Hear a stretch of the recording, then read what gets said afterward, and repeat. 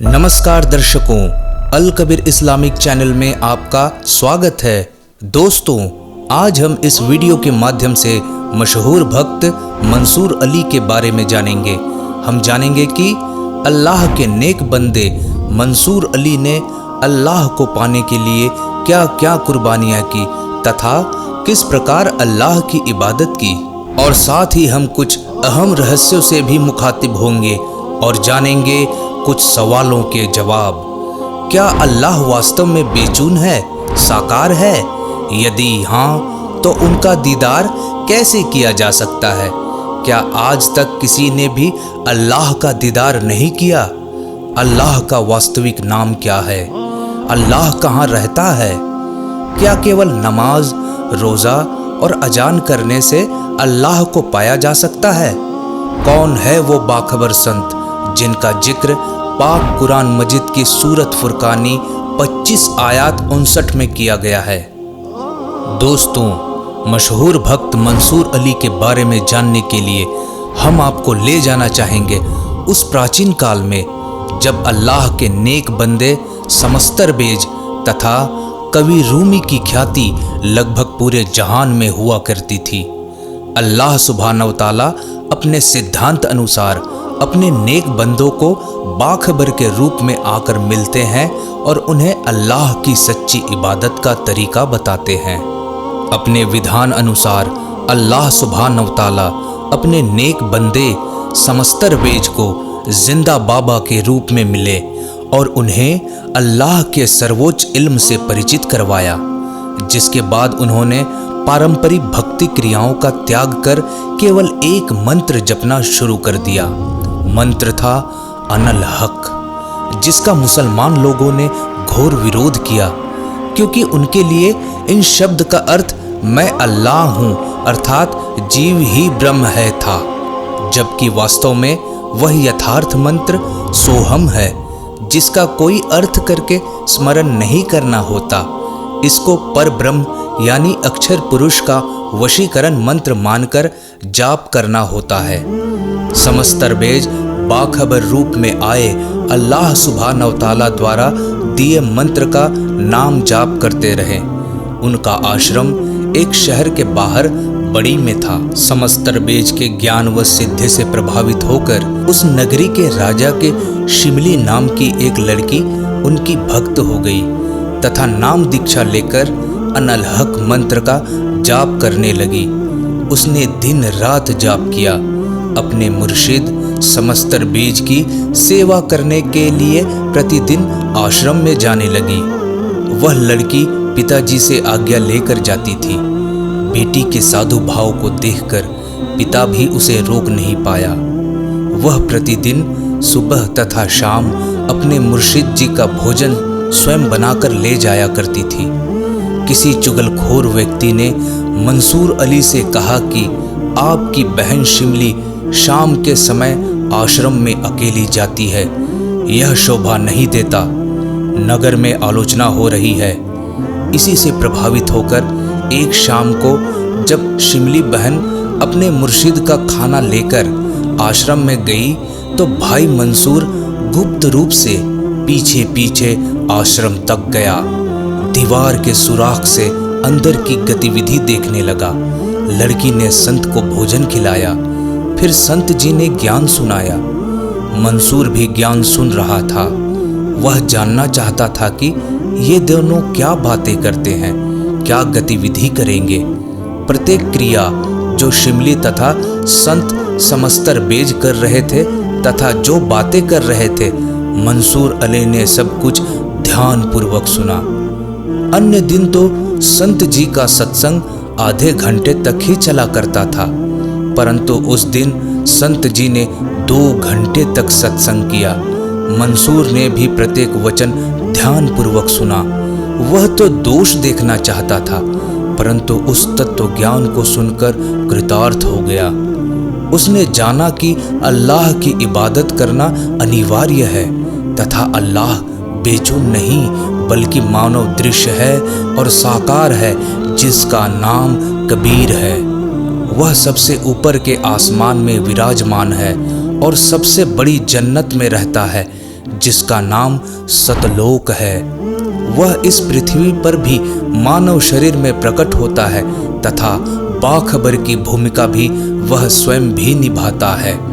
सत्संग के बाद संत समस्तर बेज तथा बहन शिमली ने दोनों हाथ सामने करके अल्लाह से प्रसाद मांगा। देखते ही देखते आसमान से 2 कटोरे आए और दोनों के हाथों में आकर टिक गए। समस्तर बेज ने उस दिन आधा अमृत पिया। शिमली बहन सब पी गई। समस्तर बेज ने कहा कि बेटी, यह शेष मेरा अमृत प्रसाद आश्रम से बाहर खड़े कुत्ते को पिला दे। उसका अंतःकरण पाप से भर गया है। इस अमृत से उसका दिल यानी सीना पाक साफ हो जाएगा। शिमली अपने मुर्शिद जी वाले शेष बचे प्रसाद को लेकर दीवार की ओर गई। मुर्शिद जी ने कहा कि इस सुराख से फेंक दे, बाहर जाएगी तो कुत्ता भाग जाएगा। लड़की ने तो मुर्शिद जी के प्रत्येक वचन का पालन करना था। शिमली ने उस सुराख से अमृत फेंक दिया जिसमें से मंसूर जासूसी कर रहा था। मंसूर का मुख कुछ स्वाभाविक खुला था, उसमें सारा अमृत चला गया। मंसूर का अंतःकरण साफ हो गया। उसकी लगन बाखबर रूप में आए समस्तर बेज से मिलने की प्रबल हो गई। वह आश्रम के दीवार पर आकर खड़ा हो गया। अपने भाई को देखकर शिमली डर गई, कुछ बोली नहीं। मंसूर सीधा मुर्शिद समस्तर बेज के चरणों में गिर गया, अपने मन के पाप को बताया तथा अपने उद्धार की भीख मांगी और समस्तर बेज जी से नाम दीक्षा प्राप्त की। मंसूर अली प्रतिदिन आश्रम में जाने लगा तथा अनल हक मंत्र को बोल बोल कर जाप करने लगा, जिसका मुसलमान समाज ने घोर विरोध करना शुरू कर दिया। कहा कि मंसूर काफिर हो गया, अल्लाह को इंसान जैसा बताता है, ऐसा कहता है कि अल्लाह धरती पर आता है। मुसलमान समाज के लोग अनल हक का अर्थ गलत करके कहते थे कि मंसूर अपने आप को अल्लाह कहता है, इसे जिंदा जलाया जाए या अनल हक कहना बंद कराया जाए। मंसूर राजा का लड़का था, इसलिए किसी की हिम्मत नहीं हो रही थी कि मंसूर को मार दे। यदि कोई सामान्य व्यक्ति होता तो कब का उसे जिंदा दफन कर देते। नगर के हजारों व्यक्ति राजा के पास गए, राजा को मंसूर की गलती बताई। राजा ने सबके सामने मंसूर को समझाया, परंतु वह अनल हक का जाप करता रहा। उपस्थित व्यक्तियों से राजा ने कहा कि जनता बताए कि मंसूर को क्या दंड दिया जाए।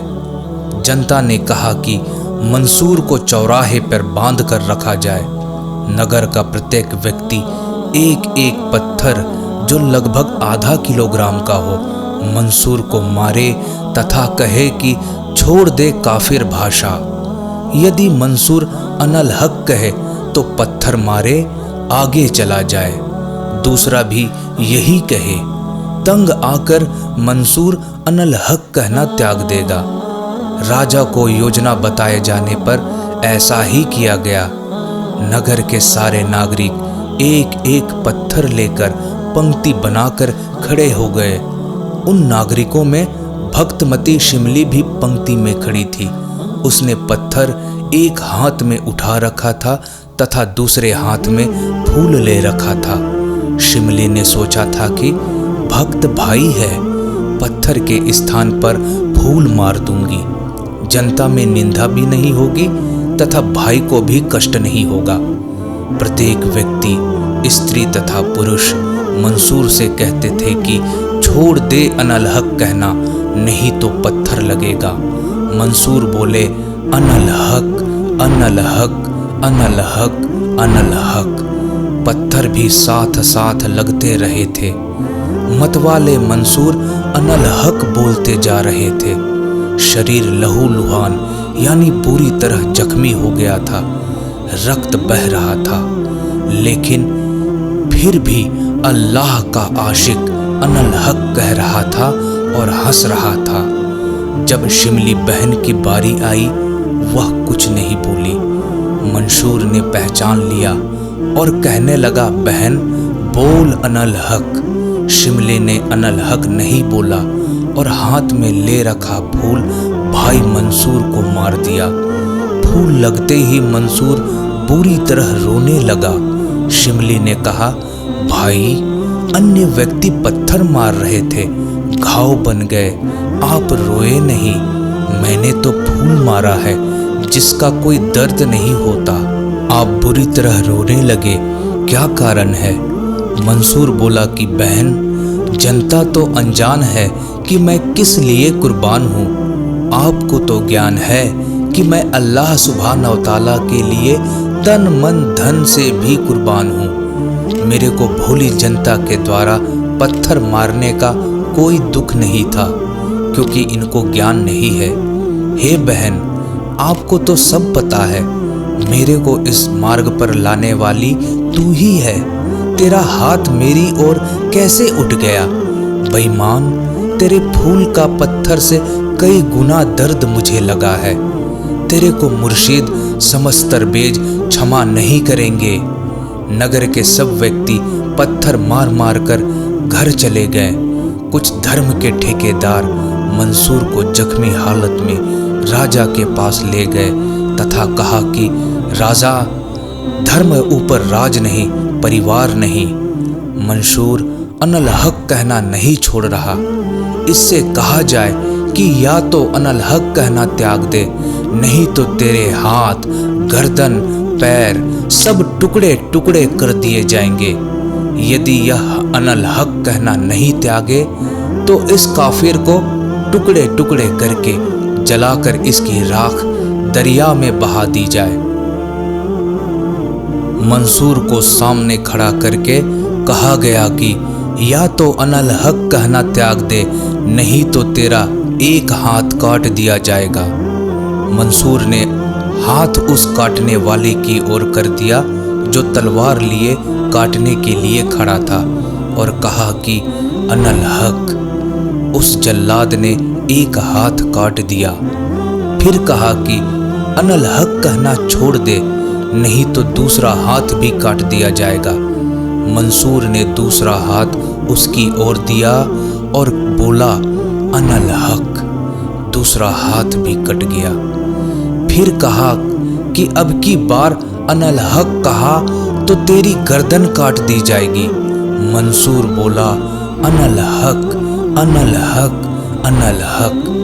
मंसूर की गर्दन काट दी गई और जलाकर राख को दरिया में बहा दिया गया। उस राख से भी अनल हक शब्द निकल रहे थे। कुछ देर बाद 1000 मंसूर नगर की गली गली में अनल हक कहते हुए घूमने लगे। सब डरकर अपने अपने घरों में बंद हो गए। अल्लाह ने वह लीला समेट ली। एक मंसूर गली गली में घूमकर अनल हक कहने लगा, फिर अंतर ध्यान हो गया। वर्तमान समय में बाखबर सदगुरु रामपाल जी महाराज जी अपने सत्संग प्रवचनों के माध्यम से सूक्ष्म वेद से मंसूर अली की अमृत वाणी में बताते हैं, जो इस प्रकार है। एक समय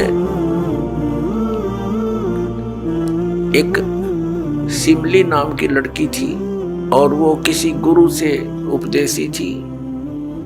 आस्था भगवान में गणी थी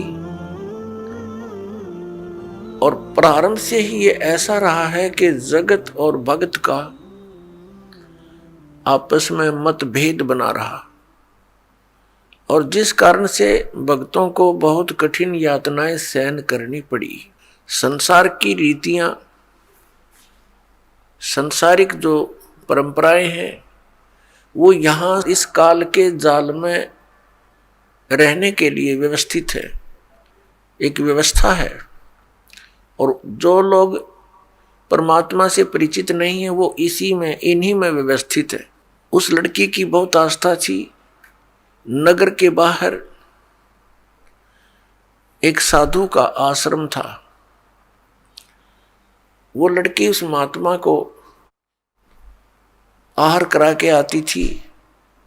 उनकी सेवा भी करती थी और शाम के समय अपने घर आ जाती थी। कुल के लोगों ने, परिजनों ने बहुत कुछ प्रतिबंध लगाए, लेकिन लड़की नहीं मानी। उस सिमली का एक भाई था, मंसूर नाम था उसका। उसको अन्य व्यक्तियों ने कहा कि आपकी बहन शाम के समय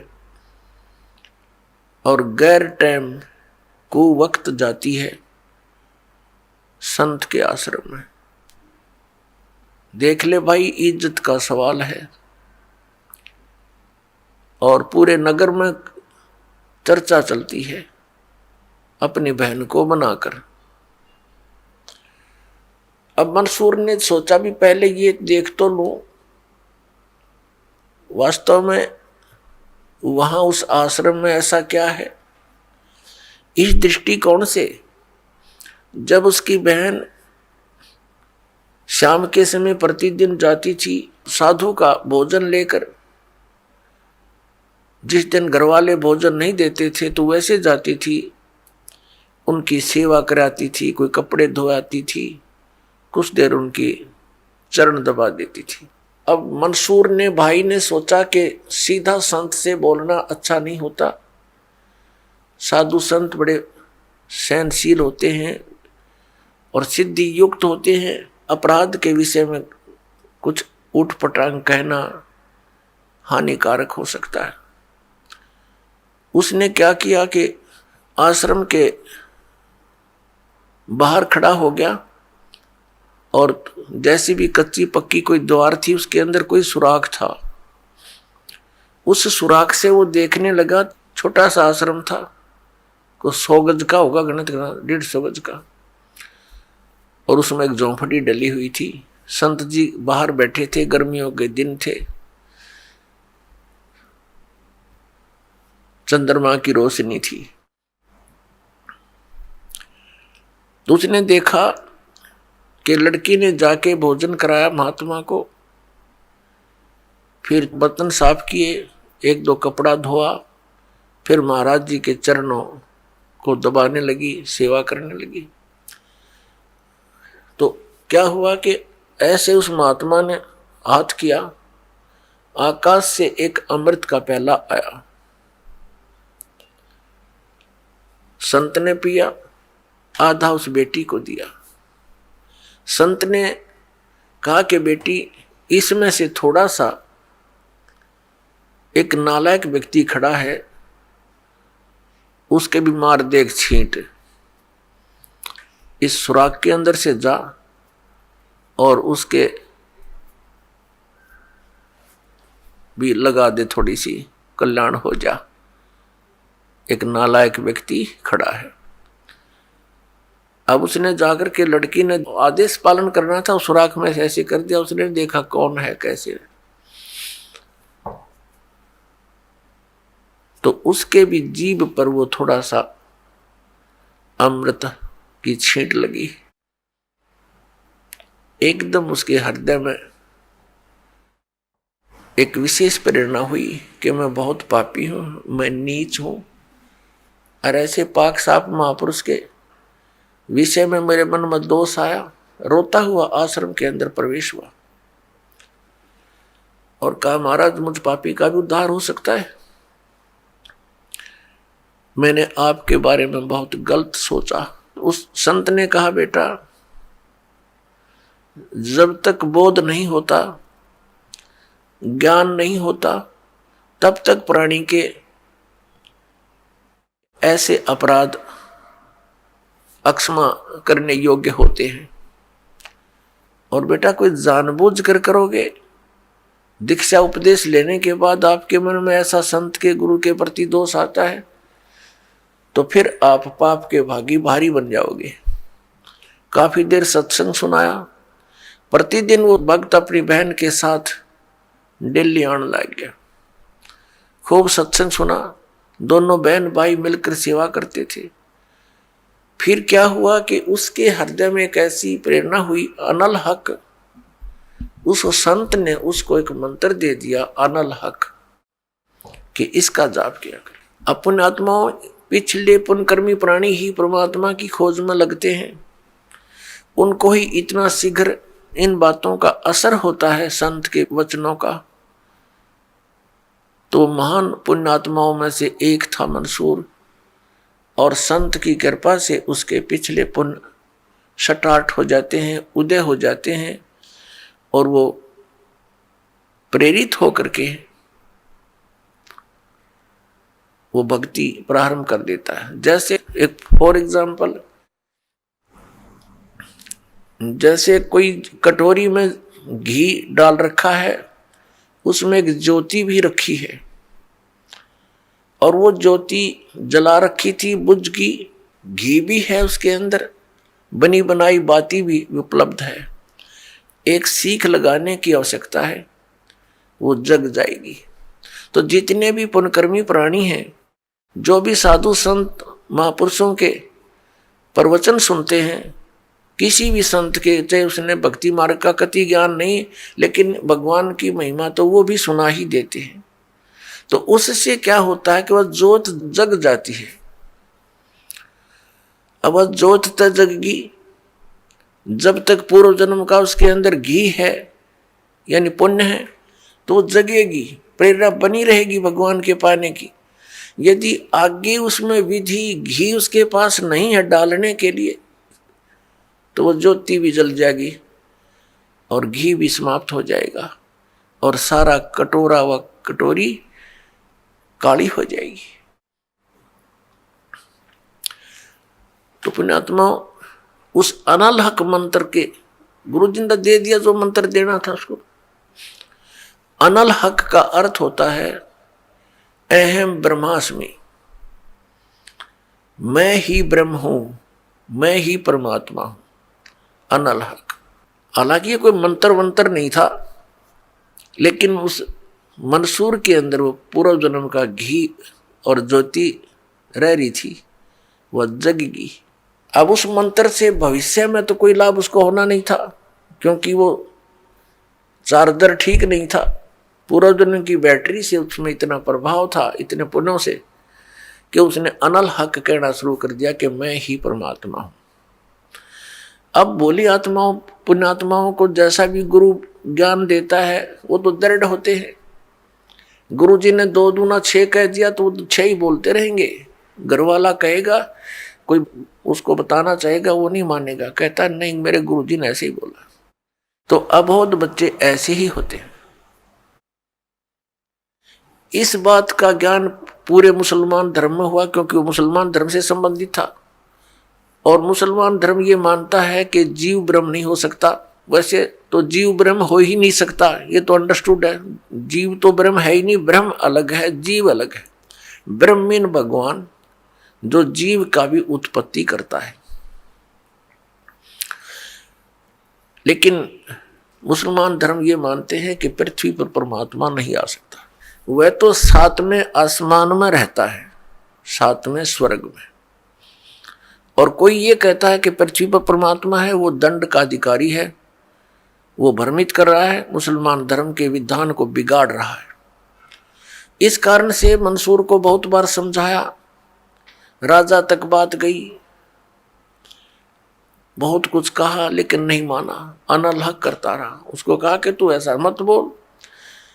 अब साधु को तो कोई बोल नहीं सके था कि वो क्या मंत्र दे रहा है, लेकिन पब्लिक के अंदर जब बात आ जाती है तो वो अपना पूरा जोर शोर से विरोध करते हैं।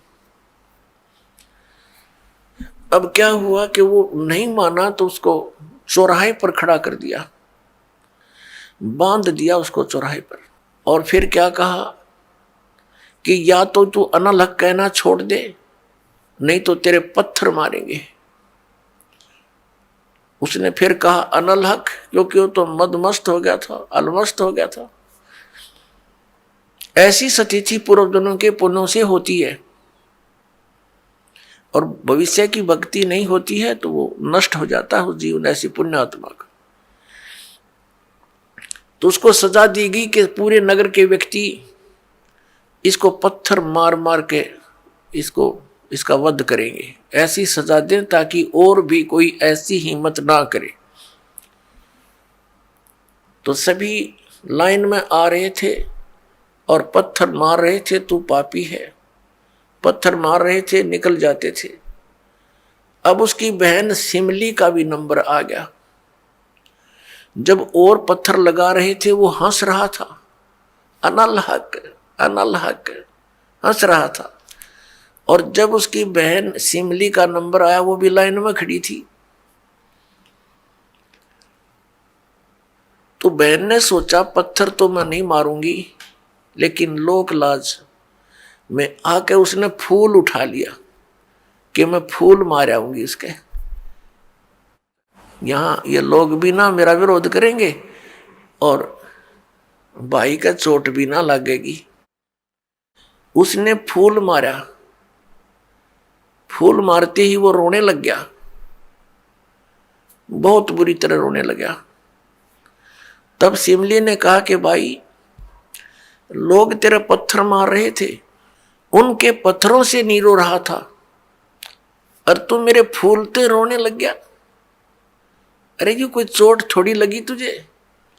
उसने कहा सिमली, ये तो अनजान थे, इनका मुझे दुख नहीं था। तू तो परिचित थी मैं किसके ऊपर फिदा हो रहा हूं, और तेरा हाथ कैसे हो गया नालायक मेरी तरफ? तूने भगवान की तरफ हाथ कर दिया। मैं भगवान के लिए ड्यूटीड हूं, और तूने क्या समझा फिर ज्ञान को? न्यू रो रहा हूं, तेरा जीवन बर्बाद हो गया, तूने ज्ञान समझा नहीं बहन। तेरे फूल का मुझे इसलिए दर्द हुआ, तू तो परिचित थी इस बात में। उसके बाद नहीं मरा वो पत्थरों से, कहने लगा या तो कहना छोड़ दे अनल हक, नहीं तेरा हाथ काटेंगे। उसने कहा अनल हक, हाथ काट दिया। फिर कहा दूसरा हाथ काटेंगे या बंद कर दे, अनल हक। तेरी गर्दन काटेंगे, बंद कर दे, अनल हक, काट दिया। अब उसको गाड़ा नहीं, मुसलमान धर्म में नीचे दफनाते हैं जमीन में, उसको सवा कर दिया काफिर समझकर कि काफिर जलाए जाते हैं, उनकी सोच है। और उस राख को जल में फेंक दिया कि इसका नामो निशान मिट जाए दरिया में। कहते हैं वो राख भी, ऐस भी, वो बबूत भी अनल हक अनल हक अनल हक करती जा रही है। और 1000 मंसूर बनकर गलियों में घूम रहे हैं। सबने दरवाजे बंद कर लिए, टट्टी पेशाब निकल गया, लोगों का घबरा गया, ये क्या हो गया? भगवान का भगत था, ऐसा हो कर दिया इसके साथ। तो पुण्यात्माओं, अब ये ज्ञान है, तत्व ज्ञान है, इसको बहुत गहराई से समझना है। इससे कई कंसेप्ट क्लियर होंगे। अब प्रसंग तो चला है कि जिस परमात्मा के पाने के लिए और जिस लोक में जाने के लिए महापुरुषों ने ऐसी कुर्बानियां दी, तो कैसा है वो भगवान, कैसा होगा वो देश, ये अंडरस्टूड है। दूसरी बात ये है इसके अंदर कि कोई ये सोचे कि अनल हक मंत्र से उसमें या शक्ति आ गई थी, नहीं। उस अनल हक मंत्र के जाप करने वाला पूरा गांव था, नगर था, आसपास के और भी बहुत लोग थे जो वैसे उपदेशी थे, आसपास के बहुत से उनके शिष्य थे, लेकिन वो गुप्त रखते थे, सामने किसी को बताते नहीं थे, लोक लाज के कारण। तो कहने का भाव ये है कि उस एक मंसूर के अंदर ये क्यों काम कर गया और सिमली में नहीं किया उसने?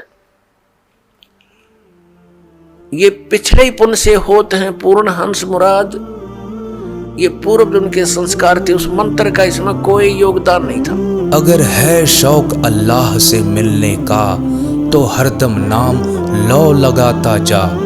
हे साधक, यदि परमात्मा से मिलने का शौक रखता है तो प्रत्येक श्वास यानी दम के द्वारा नाम का सुमरन करता रह।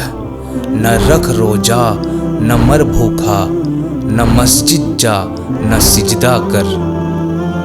वजू का तोड़ दे कूजा, शराबे नाम जाम पीता जा। अर्थात न तो रोजा यानी व्रत रखकर भूखा मर, न मस्जिद में जाकर पत्थर के महल में सिजदा यानी प्रणाम कर। वजू यानी केवल जल से स्नान करने से मोक्ष नहीं है, सच्चे नाम के जाप से मोक्ष होगा। घड़ा फोड़ दे यानी भ्रम का मार्ग छोड़ दे, सच्चे नाम के जाप रूपी शराब पीता जा यानी राम के नाम का नशा कर। पकड़कर इश्क का झाड़ू साफ कर दिल के हुजरे को, दुई की धूल रख सिर पर मुसल्ले पर उड़ाता जा। अर्थात परमात्मा से प्रेम कर, उस प्रेम की झाड़ू से दिल को साफ कर, ईर्ष्या को फूंक कर धूल उड़ा दे यानी ईर्ष्या ना कर, भक्ति कर। धागा तोड़ दे तस्बीह, किताबें डाल पानी में, मसाइक बनकर क्या करना, मजीखत को जलाता जा। अर्थात जो धागे में तस्बीह यानी माला डाल रखी है, इसे तोड़ दे यानी मन की माला जपो। किताबें पानी में बहा दो, इनमें परमात्मा प्राप्ति का मार्ग नहीं है। विद्वान बनकर क्या करना है, अहंकार का नाश कर। कहे मंसूर काजी से, निवाला कुफर का मत खा, अनल हक नाम बरहक है, यही कलमा सुनाता जा। अर्थात भक्त मंसूर जी ने काजी से कहा कि मांस का निवाला मत खा, यह कुफर यानी पाप का है। अनल हक नाम वास्तव में सत्य है, यही कलमा बोलता रहे।